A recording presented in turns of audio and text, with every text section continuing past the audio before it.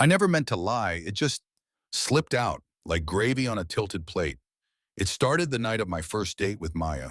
We hadn't even met up yet. I was still at my grandma's house, getting ready, when she called to confirm the time of our date. If you turn out to be another guy who lives on cereal and frozen pizza, I'm driving away, she joked over the phone. And I, like an idiot, said, "You're in luck. I cook a mean pot roast." I said this while holding a Pop-Tart, a snack to relieve predate jitters. From the kitchen, Grandma Lou slowly turned around. "You cook what now?" That's when I knew I was doomed. Sunday arrived like a freight train with no brakes. I tried to prepare, I really did. 3 hours of YouTube tutorials, 2 emergency trips to the grocery store, one burnt practice roast, and a mild flour explosion later, I knew I was in over my head. Then Grandma showed up, with groceries and the look of a woman about to watch a slow-motion train wreck. "You said pot roast," she said, dropping a bag on the counter. "Let's see the magic." Grandma Lou sat in my kitchen like a mob boss watching a failed hitman. "Chop those onions," she said. I cried, not emotionally, just onions, lots of them. Then she made herself a cup of tea, sat down like a food critic, and added, "Oh, and I invited that girl you like. Maya, right?" I froze. "You what?"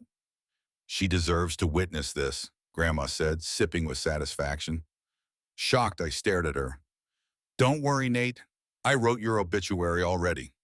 The doorbell heralded Maya's arrival just as I was trying to pass store-bought dinner rolls off as homemade. She stepped inside, sniffed the air, looked at the chaos, and zeroed in on the deli packaging peeking out of the trash. She raised an eyebrow. I said nothing. She picked up a ladle that was both burnt and sticky. Remaining silent was still the best option. Then she grinned.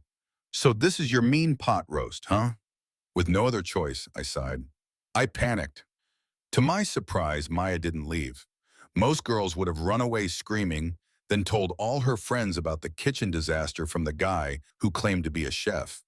Maya proved herself when she tied her hair back, rolled up her sleeves, and said, "Scoot over. We're saving dinner." We cooked. Kind of. She showed me how to peel carrots without losing a finger, a fate I had avoided several times already. I tried to brown the meat and almost set the stove on fire. At one point, the pot roast fell briefly on the floor with a soft squelch. 5-second rule. I ignored Maya's horrified face. We laughed, bumped into each other, and I accidentally smeared mashed potatoes on her sleeve. Maya flicked gravy back at me, and it was only through Grandma's intervention that we avoided an all-out food war. Somewhere between panic and pepper, I realized I wasn't nervous anymore. Grandma watched from her chair, sipping tea with a smile that said, "Told you so." Dinner was edible, mostly, if you didn't look too closely and accepted the mess. The roast wasn't perfect, but it was tender enough. The potatoes were runny, the green beans were a little salty, and the rolls, well, they were still store-bought.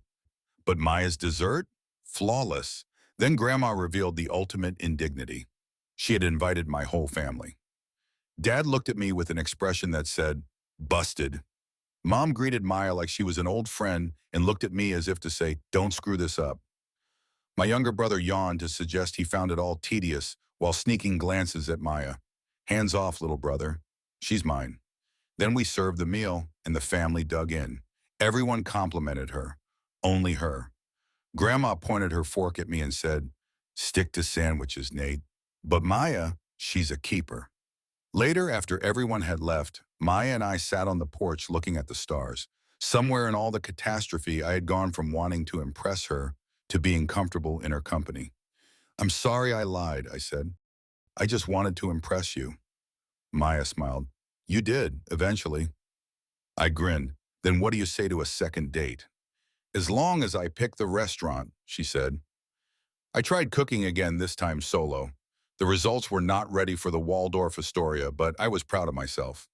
Then Grandma walked by, peeked into the pot, and deflated my ego by saying, "You're still hopeless, but at least your taste in women has improved." They say love starts in the heart. Mine started in a smoky kitchen, with a pot roast, a girl who didn't give up on me, and a grandmother with a long memory. Honestly, it was the best meal I ever almost ruined. Original, heartwarming fiction every week. Subscribe for your next great story.